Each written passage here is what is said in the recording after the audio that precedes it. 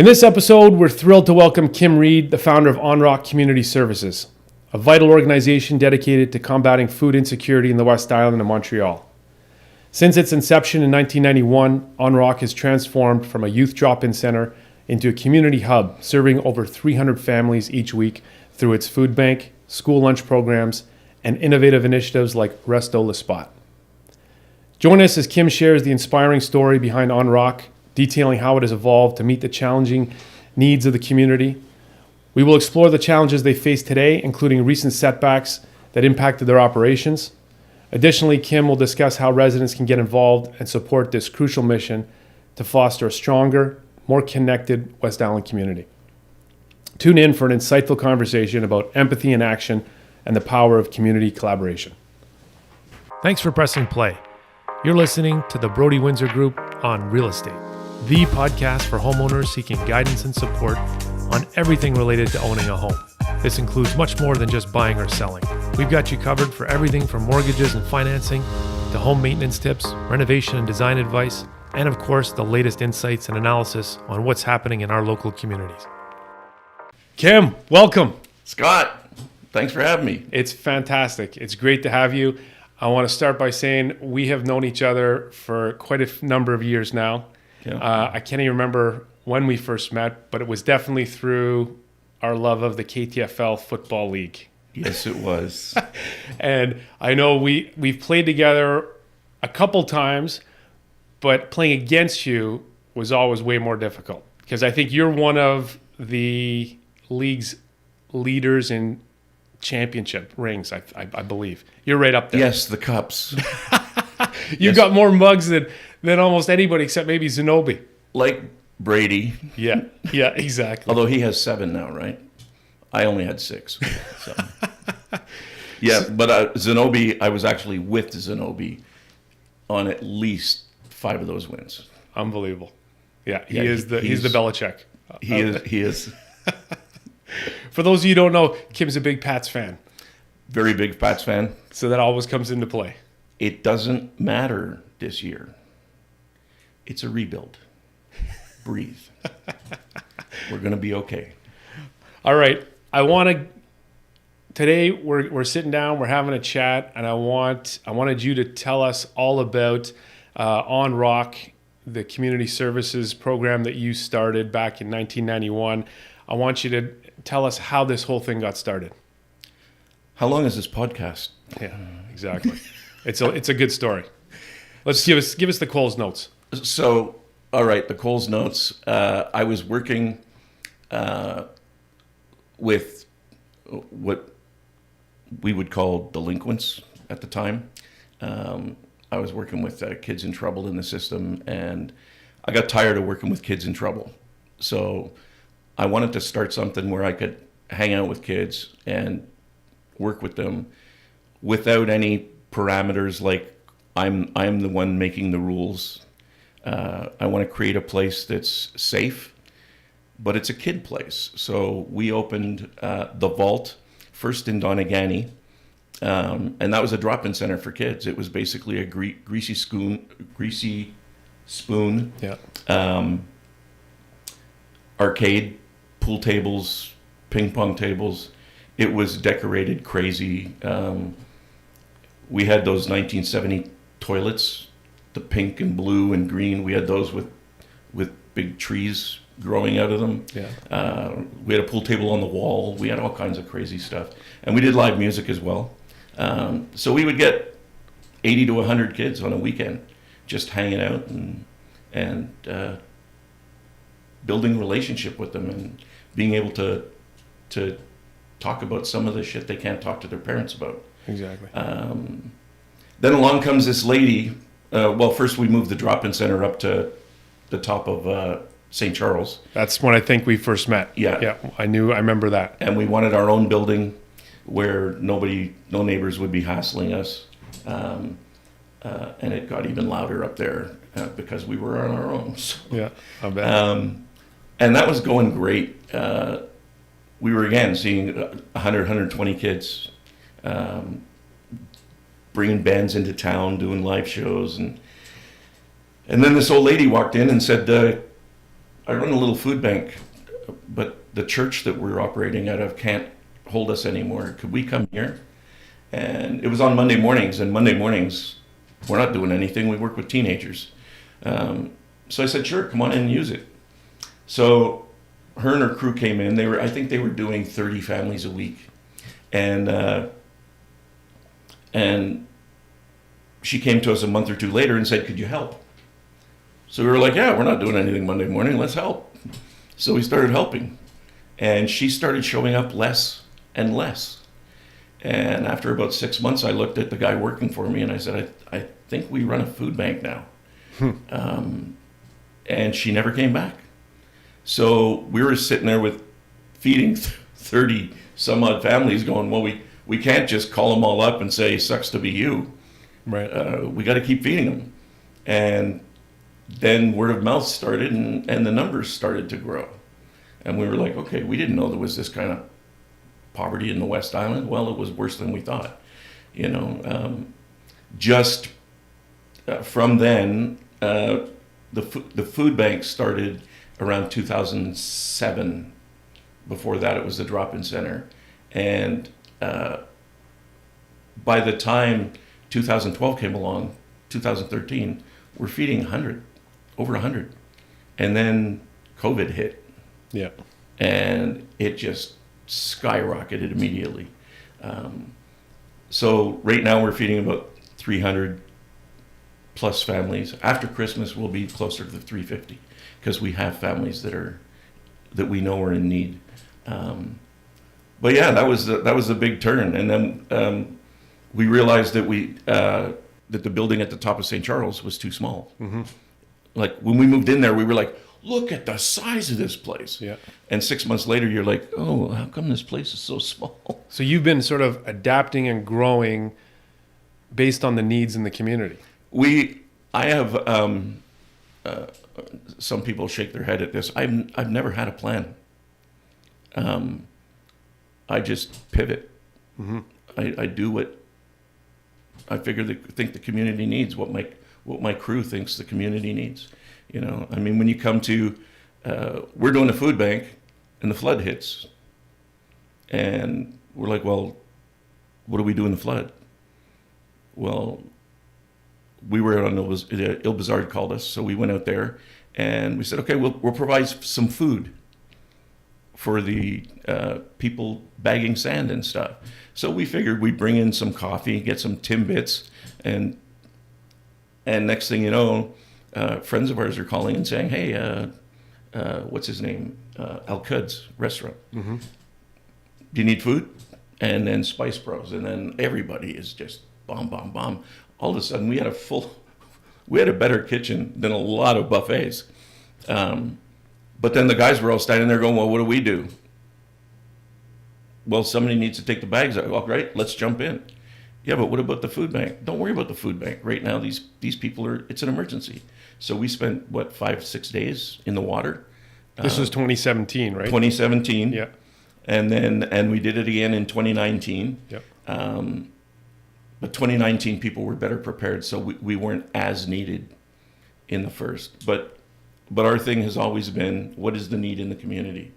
If it's not being filled by somebody else, then how do we get involved? And if it is being fulfilled by somebody else and somebody comes and says, hey, you should get into this. It's like, no, they're doing that. Mm-hmm. Why don't I help them do it? Right. Instead of everything doesn't have to be me. It's a community. Well, I think that's one thing I've always recognized about you is you're a connector, right? You are a linchpin in the community. You are able to go back and forth and you can have a conversation with anybody. I mean, let's be honest. When I first saw you, you looked like a guy right out of Sons of Anarchy. Like you're an intimidating dude, right? And then when I got to know you, right, sitting on the sidelines playing touch football, I'm like, this guy has a heart of gold. He's a teddy bear. So, but your ability to sort of speak to a CEO and a troubled teen living in Roxborough, I think is one of your superpowers. It's, I like to talk. I'm curious. So I want to know what makes people tick. And a lot of times I figure that out with my humor and with sarcasm. And other times it's just sitting down talking and, throwing the ball or whatever. But if I'm in a room for more than 5 minutes, I'm talking to somebody. I go to the shopping center and I'm talking to the cashiers. I'm talking to the sales guy. I don't care. Like, hey, what's going on? How's your day? And the bottom line is, in my head, you walk into a room, CEOs are just guys with suits. They struggle with the same things we struggle with. They might present better, more polished, but sit down and have a beer with them. And, they've got issues at home and they're having financial issues and, their kids doing whatever that they can't, they're tearing their hair out. We're all the same, Sit down and talk with a guy who's homeless and talk with him for half an hour and you get into talking about the same things you and I would talk about because he's just a guy who happens to find himself in the circumstance that he's in. Well, that's a good point you raised, because you mentioned earlier that it was kind of a shock to you that there was this kind of a need here in the West Island, which most people look at as a very affluent, well-to-do, community. Let me expand on that a little bit. I came from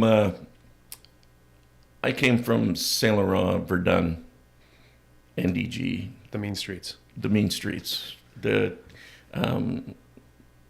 There's these videos on social media now about Gen X, and where somebody who's not Gen X says, "So, what's with Gen X?" And people say, "Don't mess with Gen X." At 6, they were leaving the house in the morning and not coming home until 10 at night. She goes on and on.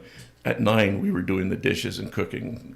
Don't mess with us. We've done everything.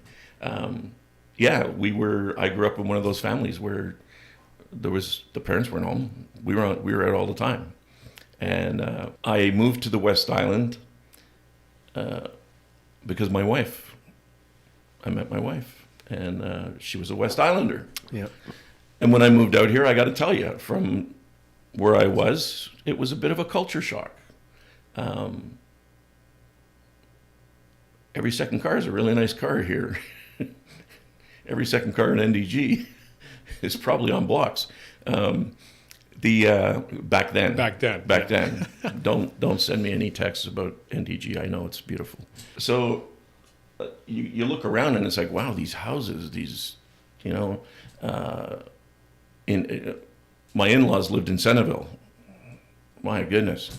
Like, their property was the size of a golf course. And so were all the other houses around them. I'm like, where am I? Then you get into it, and I started with the kids. And when you're dealing with the kids, you get to hear what's going on at home, and you start realizing that a lot of these families are struggling even when they don't look like they're struggling. Like, we had some pretty famous kids coming to the drop-in center. Right. Some of those kids were the hardest to reach, with the problems that they had. So yeah, it's back to that whole thing of everybody's hurting. Well, like you said, you went from 30 families, servicing with the food bank, to now, dealing with over 300 families. Over 300. And how has that need, grown over the years? And like, what are the biggest challenges we're facing now? And what are you seeing? I think the first big push was COVID. Because, so many people, everybody had to stay home. A lot of people can't work from home, whatever.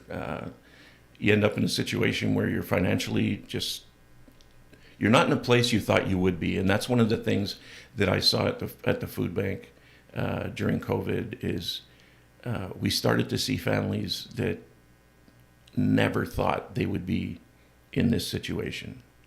It's one thing when you've grown up in that situation. Like, I grew up poor. I didn't know. I had no clue. Because every kid on the street You know, all our parents shopped at Zellers. Yeah. You know, They all look the same. Yeah.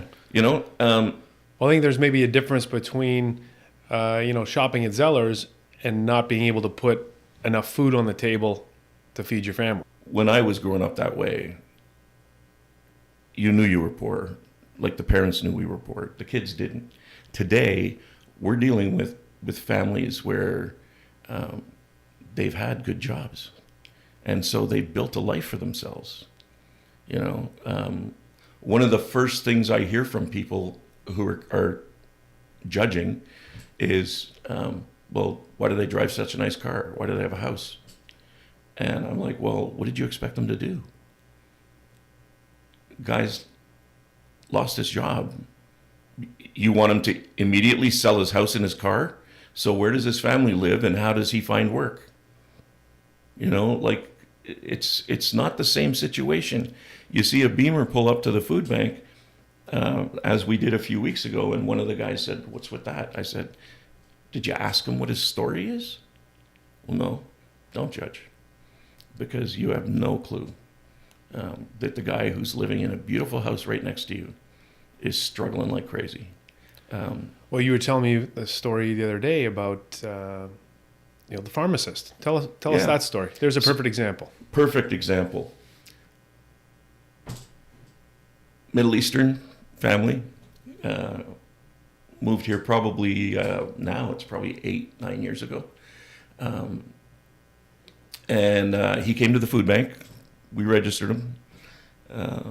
And he was with the food bank for 2.5 years. And nice family, you know, every week, hey, how you doing? What's up? Nothing. Never a complaint, never nothing. Pleasant people.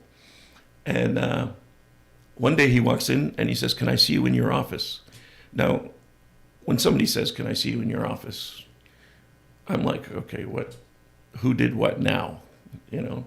And we get into the office and he puts out his hand to shake my hand and he says, I just want to shake your hand and say thank you.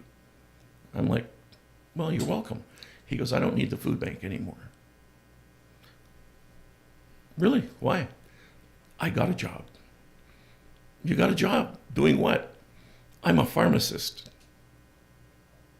I said, for real? Because he's only been here 2 years, 2.5. He says, yeah. I said, how did you become? He said, I was a pharmacist in my country. And when I moved here, they wouldn't let me do it until I took some extra courses and learned French. So we got these people that we're letting into the country with skills. Yeah. And when they get here, we tell them you can't use them. So yes, they end up on my doorstep. Do they want to be there? Not a chance. And it's such a blow to their dignity. You know, this guy, if we let him into the country and let him do what he does, you know, he would be living in a house in a nice neighborhood. Mm-hmm. Instead, he's in the ghetto. I wanted to read a couple of testimonials from your website that I found that, again, talk to this, where there's a cycle. You know, it's not the beneficiaries that come to the food bank. Sometimes it's a short term. Others it's more long term, where they're struggling with much more serious issues than a short term financial issue. But here's an example of one. I'm a single mother of a Down syndrome child. Onrock Food Bank has been there to help me and my family. Taking care of a special needs child is not easy, and without help and not working full-time or part-time jobs steadily because of the responsibilities that come with taking care of a special needs child, it's sometimes difficult to make ends meet. But Onrock allows me to be able to give my child healthy lunches to take to school and provide healthy meals for my family. Thank you, Onrock, for your help and services. So there's an example, right? It goes back to what you always said. Don't judge until you understand and have walked in somebody else's shoes to really understand what they're going through. Appearance today is really easy to fix. You know, you can come to our thrift store and buy Louis Vuitton. You can present as flashy as you want. That's just the surface, and it's easy. You know, you can rent a really nice car for, some of them are going for $199 a month. You know, you look great, but inside, you know, you're struggling. And if you got kids, one of the things that I think people need to realize is that, like our food bank, we're serving 1,200 people a week. Individual people. Yep. About 450 of those are children. Children who, without the food bank, they're eating craft dinner. You know, they're going to school without a proper breakfast. Yeah. And you go to school without a proper breakfast, so what happens in school? You misbehave. Either you're falling asleep in class or you're acting out because you're hangry. You know, it's food insecurity affects kids so much, but it's hard to see because they're kids. But as they grow, you start to see it more and more, you know. And that's one of the things that we look at in what we're doing is like, man, this lady's got 4 kids. You know, we've got families that we charge $7 a week for your food. According to Food Banks Canada, that's what we're allowed to do. We have some families that can't afford that. And people go, well, $7? Yeah. They're scratching everything just to survive. So they get, after rent and heat, yeah, and the price of food today. Yep. Wow. And clothing. Yep. We just had a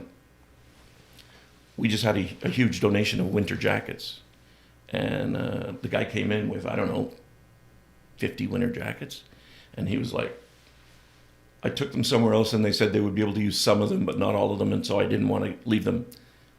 I want them all to be used. No problem with us.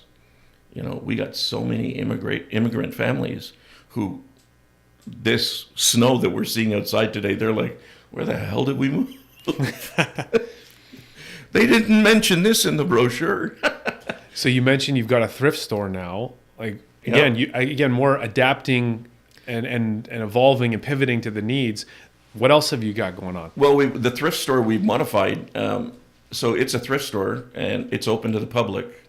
But we're now also using it to supply our families on our list with clothes for free. You get a kid whose graduation's coming. Yeah. Well, he's not going to go buy a suit jacket. Come to us. We'll give it to you. You know. So is that the same location? Yeah. So we're in the same building as the Bolodrome, but we're slowly taking over the building. Ongoing. Yeah. And between the 13 and Sunnybrook. Okay. So in the front, we have, on the right side of the strip mall, we have Thrift It and Le Spot. Le Spot is, the plan is for it to be a pay what you can restaurant, so that people in the neighborhood can come in, and even if they have $2, they can eat whatever they want. Like, what do you want? And then we get other people who come in, and I've had several guys come in and just buy a coffee and hand me $50 and say, just pay it forward.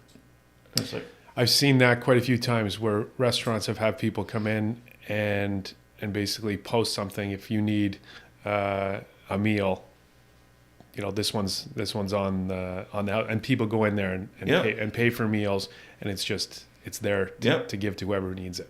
Yeah, when we're open, we don't have enough staff yet, but when we're open, that's what we have. We have a Post-its that people come in, and it's like, I want to buy breakfast. Okay, well, here, you buy breakfast, put it on the wall.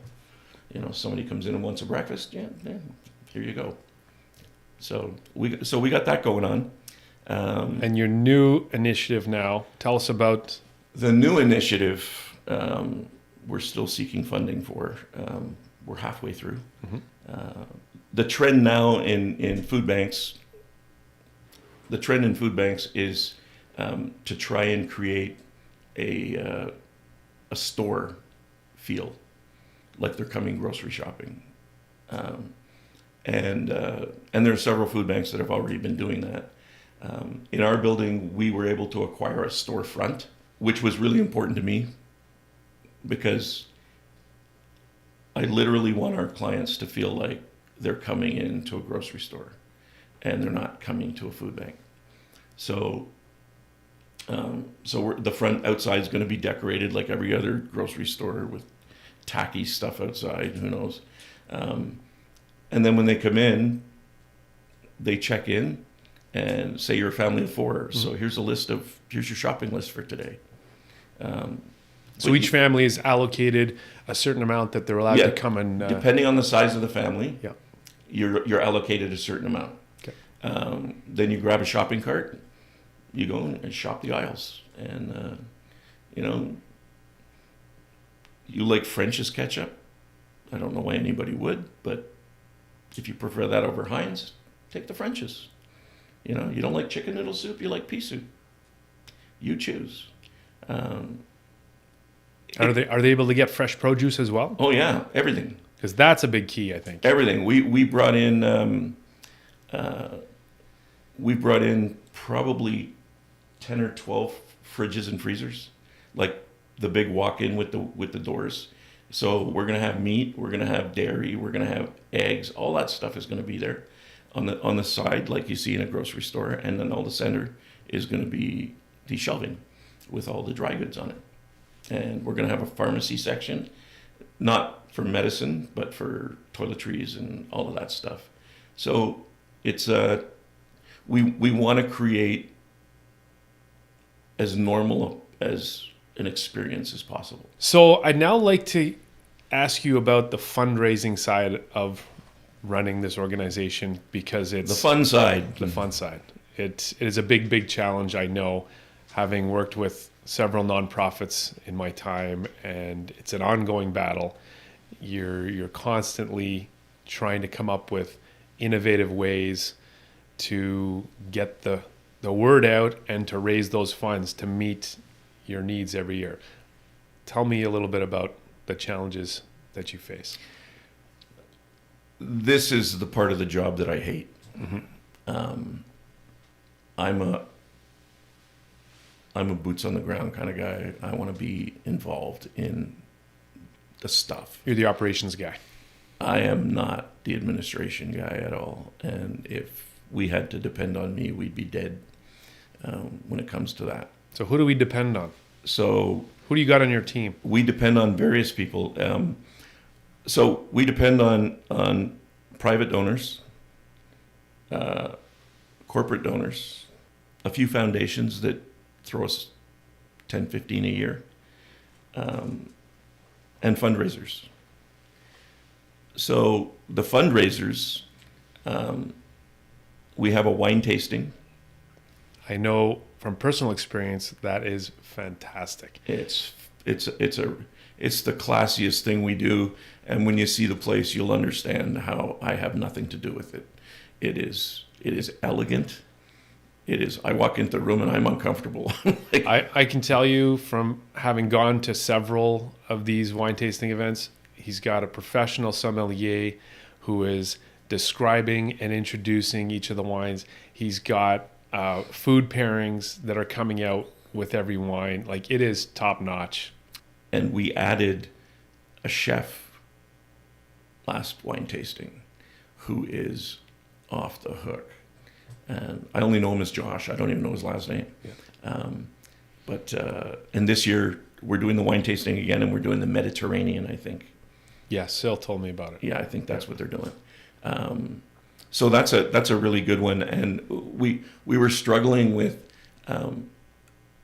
how to leverage it so that we were making $6,000 or $7,000, $8,000 at the end of the day when we were doing it. And we were just like, it's the juice isn't worth the squeeze almost. Exactly. The amount of work. My wife, who quarterbacks the whole thing, she says it's like planning a wedding every year. That's what it is. Yep. Well, you've planned big events, right? Yep. So she's exhausted when it's done, but she plans it. She recruits over the years, we've had people come to the wine tasting who are saying, "I want to be involved in helping." So she's built quite a team of people who do setup. I hit it. People who do setup and tear down the whole bit. Well, I was talking to her just the other night, actually, and we were talking about how what the big game changer was. A lot of people were saying, "This is amazing. You should expand it. You should go to like 400, 500 people. Go to a big event center." And she's like, "Well, wait a second. Like, we get the venue where we are in Pierrefonds gratis for free from the city because OnRock is in the Roxborough Pierrefonds community. Yeah. We get donations often again from the wine. Some right was you were telling me sometimes you get wine donated. Last wine tasting, I think 2 of our wines were donated. But then what you've done is you started selling corporate sponsorships, which is the big game changer. Yes. Which allows you to then cover the costs of putting on that event with all the proceeds of ticket sales going directly to the organization. Correct? Exactly. And so this year,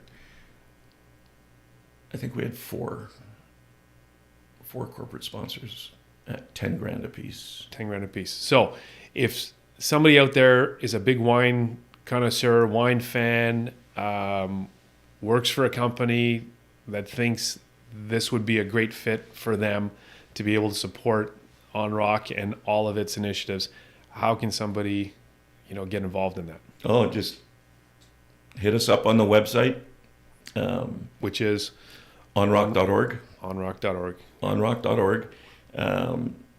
You can see all the programs we have and everything that's going on there.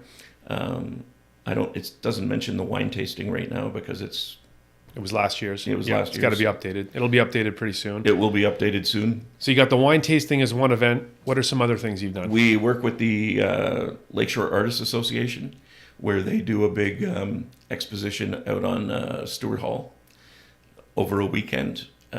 All the artists, they have their art all over the lawn and in the building. And we run the coffee shop. And so all money made in the coffee shop comes to us. And then we get 33% of every painting that sells. That's good. That's good. I know the Kirkland Touch Football League has always been a good supporter of OnRock. Kirkland Touch Football League is they're my favorite supporter of OnRock. I love those guys.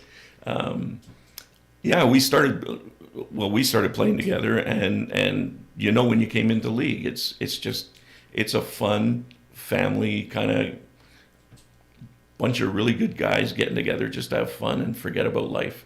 And we started, OnRock started supporting a team so that we could get our name on a jersey. I wasn't happy that Dave put it on the gold jersey, but we've moved past that. You'll get the Pats jersey next time you need to get new jerseys. Exactly.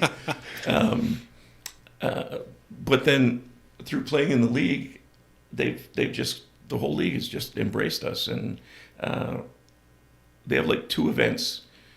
There's the barbecue and the year-end and Family Day. Family Day, yeah. And anytime there's an event going on, KTFL finds a way to raise money for OnRock, and it's phenomenal. Yeah, it's really cool because I know the guys, and and it's just nice to see that everybody's like, hey, whatever you can give, $5, $10, $20, whatever.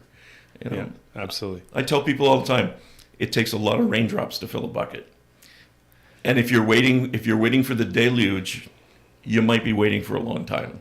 So, which we've had this conversation many times. You cannot put all your eggs in one basket. No. You need to spread this out over many small initiatives throughout the year. It can't rely on one big event a year.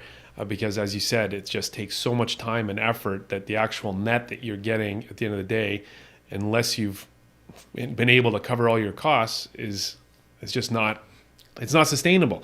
So all these small little events where people can jump in, help out, and raise a few bucks, like you said. Yep. Many hands make small work and can make a huge impact at the end of the day. We used to call it the hummingbird effect, where the beat of a hummingbird's wings can actually create a tidal wave across the ocean as it builds momentum and creates, more and more people get involved. And that's what I think what it's all about here is getting that word out and people saying it's not a lot of time and effort or money, but if everybody gives a little bit, it's going to make a huge difference. And we also have a motorcycle ride. Oh yes, Riders Against Hunger. Because I'm a biker, I can leverage that community, and so we do a ride. It's called a poker run. So 5-card poker, and you get one when you start. You pick up 3 along the way, and you get one when you finish. Best hand wins. And we've given away stuff like we've given away TVs, Air Canada tickets every year. It's a pretty good little event. The one thing I would say, going back to you don't want one big event, but you got to be careful with how many small events you do, because you create saturation and people start to go, oh, here they go again. I was at an onrock thing 2 months ago or a month ago. But that's why I like you have your different communities, right? Different. Your biker network Yeah. and your wine tasting network. Probably, there was going to be some crossover, but, and then you've got different people who are spearheading it because that's what their passion lies. Yeah. And I think that's something that can really help push this thing forward. The thing about the way we started this whole thing is it was me. It was my drive, and I did it like 24 hours a day. I was like, there was no time to sleep. I would do whatever it took. Like most people who start a business, right? It is. It's like an entrepreneurial business. And so I liken that to, we were a mom and pop,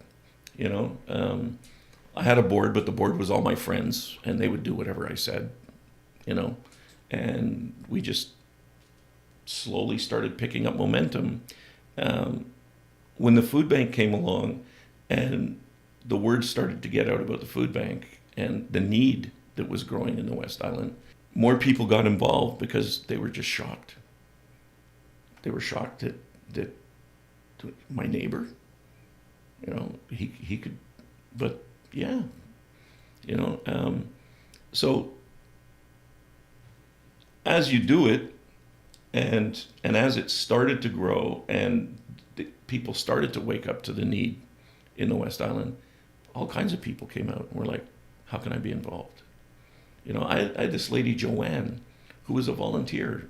She was my operations manager basically for 6 years.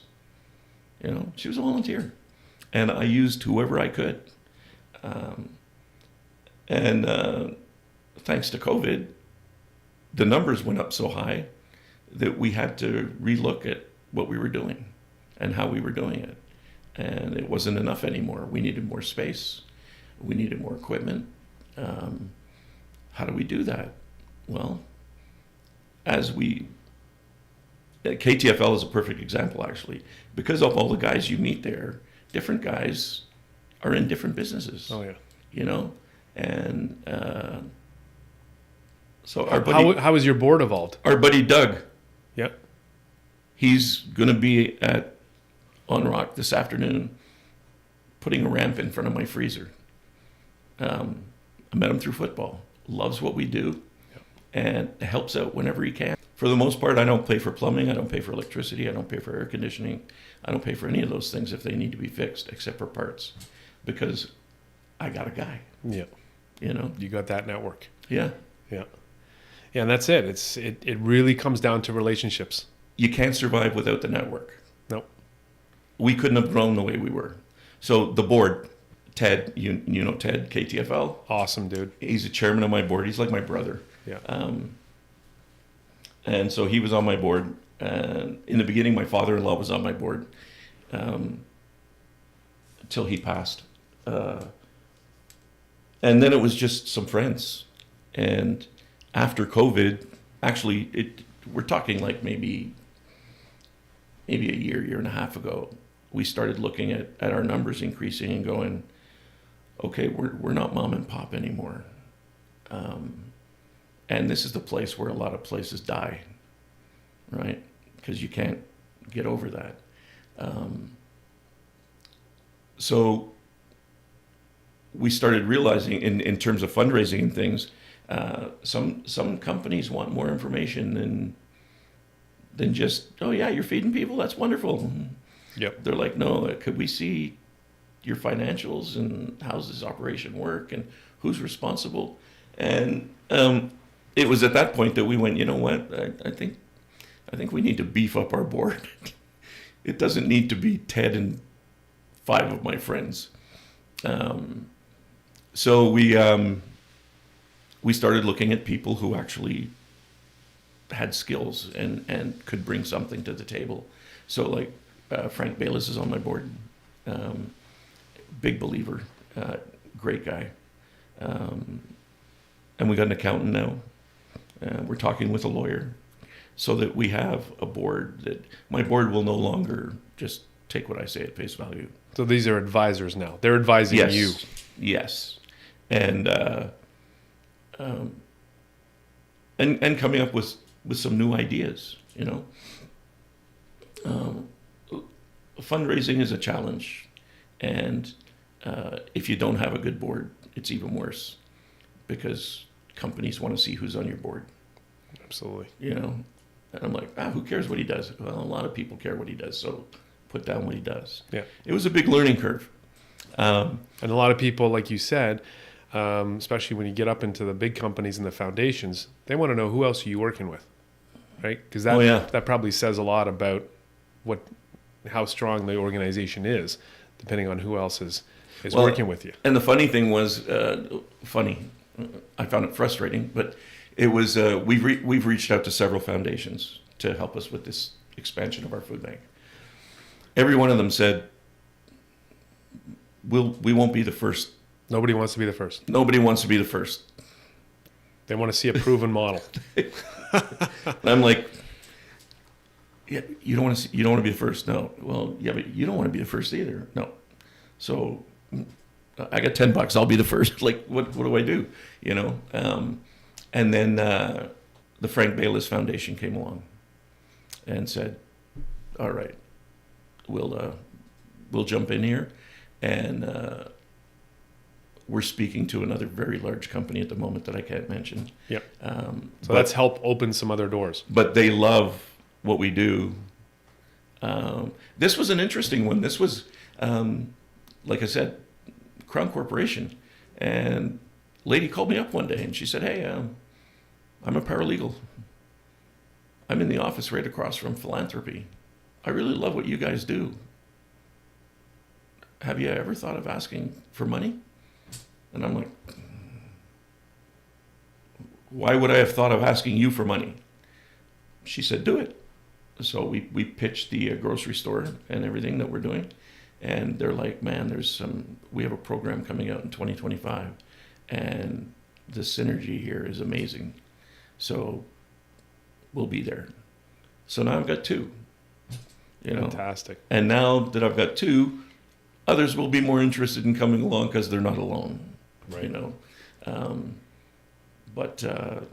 yeah, foundations. I mean, the Gloria Bayless Foundation. Frank Bayless is on my board.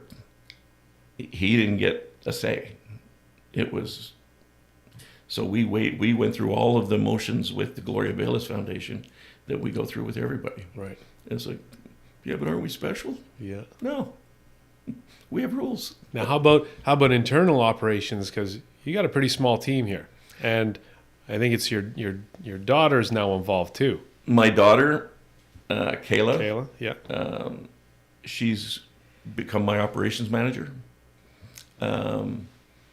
We have Zoe, who does administration and logistics, and I have Bernard, who is my new warehouse manager. Somebody came in this week and they got a tour and they said, I can't believe that you guys do what you do with 4 staff. Oh, yeah. And it's like, well, we've learned to leverage volunteers, for sure. But my staff, they love it. They love what they're doing, you know, and you can't buy that, you know. My daughter will probably take over when I retire. So, which I expect will be in the next 4 or so years. She's going to be better than me. She's fantastic. Can't wait to see it, because that transition is very important. It's basically, where's the future of OnRock? I had to come down to, look, I'm 66 this week. I'm going to be doing this forever. And I would hate to have the legacy of OnRock be that it was an amazing thing while Kim was around. But Kim retired, it died. Then I failed. Right? I've built this thing over 30 years. And those 30 years are a failure if it doesn't continue. So you put a board together and you look for people who are passionate about what they're doing. My daughter came in just to run the thrift store. Now, she's been around this her whole life, right? Yeah, she's got the good background too. But and she's seen it firsthand. Yep. She's seen the days, how much time I'm at home and how much time I wasn't, and when I wasn't, and you know. And still signed up for it. Yeah. There were Christmases where I left in the middle of Christmas dinner, you know. And she came to me one day and she said, I think I want to be more than the thrift store operator. How'd that make you feel? I was like, well, what do you want to do? She said, I want to move in and take over this. And my vertigo was worse then. So, and I was depending on her more. And I was like, all right, let's see where this goes. And I started watching her, and her passion is just incredible. And she's quick, you know. She makes great decisions.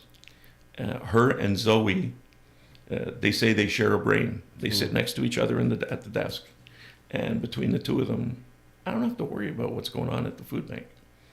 You know, they call me in every now and then for emergencies. My daughter actually called me in this week to be a gopher because she didn't have enough volunteers. So she's like, I need you to do this. And I'm like, you know, aye, Captain.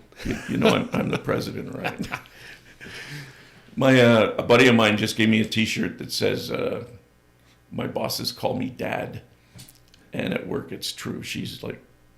I'm like, excuse me? Who's running the show? And she'll go, me? Well, that's got to make you feel good to know that the future is in good hands. I'm thrilled. And on two levels, right? OnRock is getting a quality human being. And as a father, I'm watching my daughter just flourish, you know. It's not going to be long before she tells me to get out of the office, you know, and that'll be okay. Absolutely. No, it actually, because she's invested as she is, it frees me to do some of the things I need to be doing.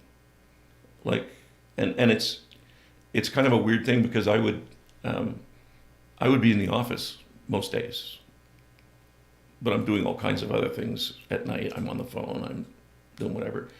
Now, by 3:00, I leave the office. I go to one of the pubs in the West Island. I sit down at the bar and I have a drink and I work and talk to people in the pub. Yeah. What you're good at. Yeah. Well, and I had a guy walk up to me at McGivens the other day. He's like, "You're Kim." I'm like, "Yes, I am. We're bringing you some food. We're bringing you." He's part of some Point Clear club.